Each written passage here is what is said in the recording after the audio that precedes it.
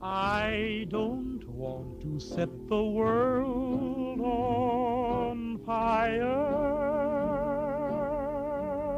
Hey everyone, this is Violet Irwin. I know what you're thinking. Whoa, Violet, you're not in your car. Oh my god, the world's coming to an end. She's recording a video inside. Wow, oh my god.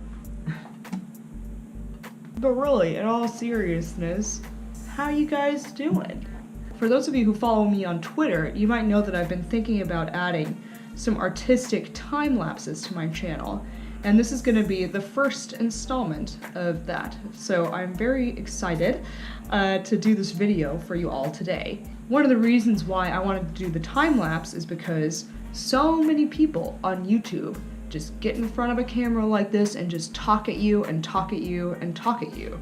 But I wanted to do something that's a little bit more stimulating to watch. And so I've decided to start a series of time lapses wherein I'll either be painting, drawing, sketching, something like that, or in this particular instance, I'll take a coloring book page, which is pretty much blank, and turn it into a full piece of art. So today I'm going to start with a coloring book page out of my Fallout coloring book. And for those of you who are nerdy enough, or as I would prefer to say, cool enough to know Fallout, you will recognize the Vault Boy in my time lapse today. So I hope that you'll make it through the time lapse. It's not too long. It's actually shorter than most of my car confessionals, if I'm going to be honest. I hope you all enjoy. Welcome to the time lapse, everyone. Today, I'd like to talk to you all about the political and philosophical journey that led me to be the propertarian thinker that I am today. I remember 9/11 very vividly. I was in 7th grade at the time, and I found out about 9/11 from my English teacher. She remains among one of my least favorite teachers, but that's really neither here nor there. The point of me mentioning this was that until those two towers fell, I thought very little about politics, international affairs, government, or anything like that. I realized in that moment that the super safe, ultra-free country that I thought I was living in didn't really exist. Before that day, it was unthinkable to me that any country would attack America, let alone just a couple of rogue terrorists. Indeed, I didn't even know what terrorism was until that September day. I remember this event sparking many political discussions, even among my ill-informed middle school friends, especially about George W. Bush and war. I had a hard time participating in those conversations, mostly because I didn't know what the fuck I was talking about. And frankly, why would I? I was only 12 years old. But these were also difficult conversations because I didn't like the prospect of war. But I also felt vulnerable, attacked, and scared. Worried about that terrorist boogeyman that could be lurking anywhere. In this regard, I didn't feel comfortable calling myself a Republican or a conservative. Because I certainly wasn't gung-ho about, let's get them terrorists, or, get those Arabs, or whatever, as many of that persuasion were espousing at the time. However, I couldn't fully agree with the Democrats and the liberals either, because they wanted to paint Bush as the worst president ever for taking actions in the name of our national security. This is the beginning of what I'd like to call my independent era. I knew I wasn't really on the left or the right. I mean, again, I was only 12.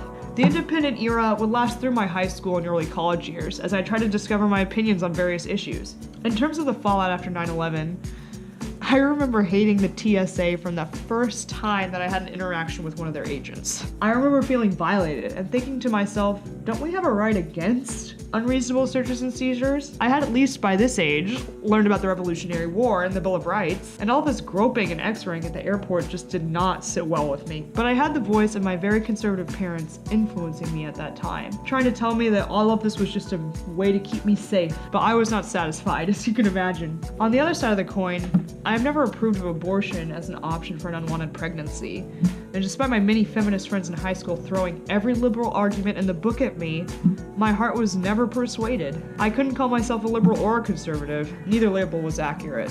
Here's another example of my independent era thinking. I had a crush on a boy in high school who later came out to me as gay. I really hadn't encountered much in terms of homosexuality until high school, and I will admit that I was grossly uninformed about the topic at the time, but I remember not really agreeing with either side fully really on this issue either. I figured that if two men wanted to love each other, there really was no justifiable reason for me or any government to prevent them from doing so. But I also felt, as a Catholic, that I did not want priests or churches to be forced to perform gay weddings. This is because a marriage, in my faith, is not just a financial agreement or some kind of contract, but it's a sacrament. I just couldn't, in good conscience, get on board fully with either side. This not on either side feeling became especially pronounced during the 2008 election between Barack Obama and John McCain. By this time, I was already in college and pursuing my bachelor's degree in psychology. My parents were very much for John McCain, and all my friends were very much for Barack Obama. But even then, I didn't really like either of them. I ultimately ended up voting for John McCain, which is something that I would never do again if I could have a do-over. But I just could not bring myself to vote for Obama. I just couldn't do it, even as a mulatto woman, because he seemed sly and I don't know, he seemed like a con man. I just couldn't trust him. And then cue the financial crisis. I would never be the same again. Even as a college student, I could feel the dramatic shift that the housing crisis caused for my family, my friends, and throughout the Denver community. I also had been working my first jobs, and I began to realize how much I hated paying income taxes. I mean, don't we all? I couldn't articulate why, but it just seemed fucked up. Taxation's theft, okay?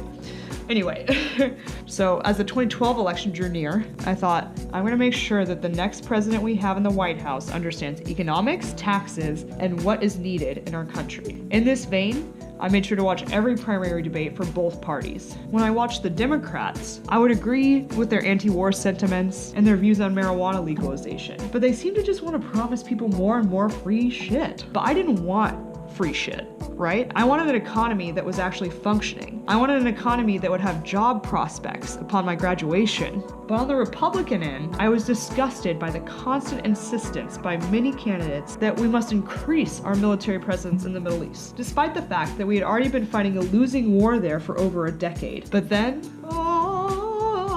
a shining light spoke out in the middle of the Republican debate, and it was Ron Paul. I became a Ron Paul obsessed. I was a libertarian through and through. I watched everything Ron Paul related that I could get my hands on. In this process, I ended up finding books like The Law by Bastiat and The Road to Serfdom by Hayek. I learned everything that I could learn about politics, economics, and liberty. I found some of my favorite characters in the liberty movement during this time, whom I still love and follow to this day, including Peter Schiff, Ben Swan, and Gerald Celente. I went down the rabbit hole, and I did so hard and fast. Much to my surprise, I ended up experiencing the 5 stages of grief during this process, because my worldview changed. Part of me had to die, and I had to move on. But one thing was for sure, I was going to do everything within my power to get Ron Paul elected, and that's what I did. I registered as a Republican.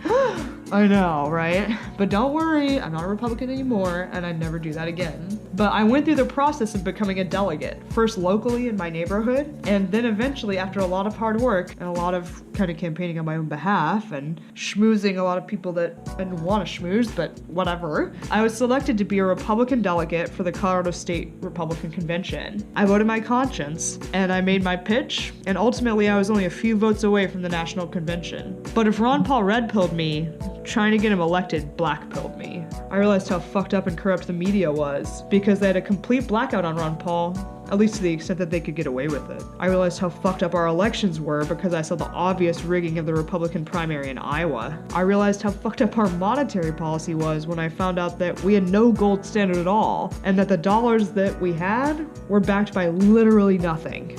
I realized how fucked up our culture was when Ron Paul advocated the mere use of the golden rule on our foreign policy and was booed by a public audience. But most disturbing of all, I realized how fucked up our citizenry was and how little they cared about liberty. I reached out to everyone I could find to promote the ideas of liberty, and not only did people not want to hear my message, but they were actively hostile to receiving it. I finally understood the non-aggression principle, the value of property rights, and the evils of globalism and the Federal Reserve, and I wanted to share this knowledge with everyone, but no one, not even my family, my closest friends, my boyfriend, gave a shit. Anyway, I begrudgingly voted for Gary Johnson in 2012. He was no Ron Paul, but I certainly wasn't gonna give a scandal-happy Obama my vote, nor would I vote for quote-unquote binders full of women Romney. As far as I was concerned, Obama and Romney represented two wings of the same bird of prey, and I still think that should. They both wanted to expand the welfare warfare state, and such policies will never and would never receive my vote. Not that voting matters anyway, because trust me, if voting mattered, they wouldn't let us do it. This libertarian era brought with it my desire to go to law school. I thought, fuck it. If our politicians won't do what's necessary to protect liberty,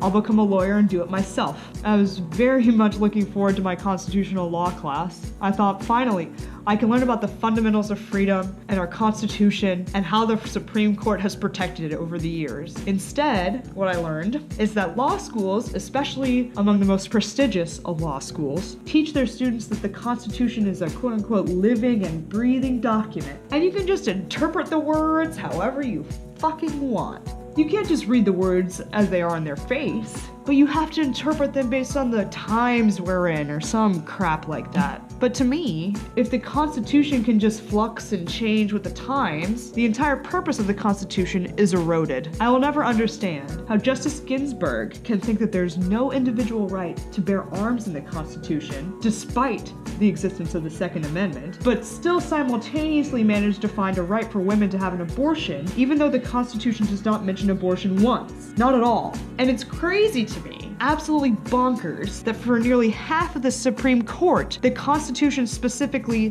doesn't mean what it says, but does mean what it doesn't say. As I'm sure my followers can imagine, this class ended up being pure torture for me, especially when coupled with the rise of the popularity of the critical race theory course among my peers. This course taught them to be angry, radicalized, and blind activists who were ready, after graduating from a top 20 law school, mind you, to proclaim their victimhood to the entire world. During this time, after a long day of classes where I wanted to pull my hair out, I would get home and I would retreat into the writings of the great Murray Rothbard. I had an Audible subscription and I was all about Rothbard. Outside of Ron Paul, I'd say that there's no one who's had a greater impact on my political opinions than Rothbard. But even with Rothbard's influence, I simply could not, and to this day still cannot, call myself an anarcho-capitalist. Now don't get me wrong, I hate the government, and I have so much respect for my ANCAP colleagues in the libertarian movement. But I believed at the time,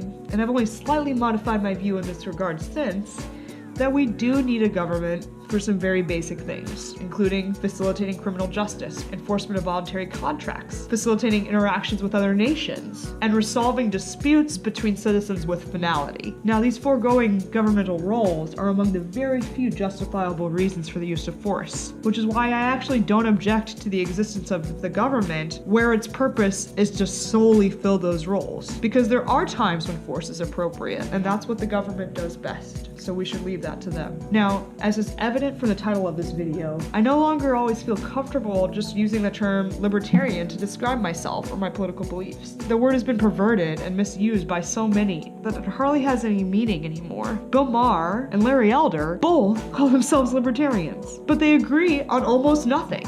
Moreover, many of the policies endorsed by the quote-unquote Libertarian Party, which is not libertarian at all, okay? But many of the policies endorsed by their hero, Gary Johnson, are not libertarian at all. I mean, Gary Johnson would have forced the baker from my home state to bake the gay wedding cake. He's no libertarian, and neither is the Libertarian Party. Identifying as a libertarian also implies, at least to some, that you're nothing more than some weed smoker who's all about Bitcoin. And don't get me wrong, I'm a Coloradan, okay? So I'm a weed connoisseur, and I'm perfectly proud of that. But I think Bitcoin is a huge scam, and I would never invest a dime in it. It's a Ponzi scheme. So you can see why someone of my persuasion is having a hard time continuing to identify with this label. I still use it on my Twitter, and of course if I'm, just explaining my beliefs to someone new, because I do think that in terms of political descriptors that are used in common parlance, it's still the most accurate to describe my political views. But I'm hoping that someday I can just tell people that I'm a propertarian instead, and they'll know exactly what I mean.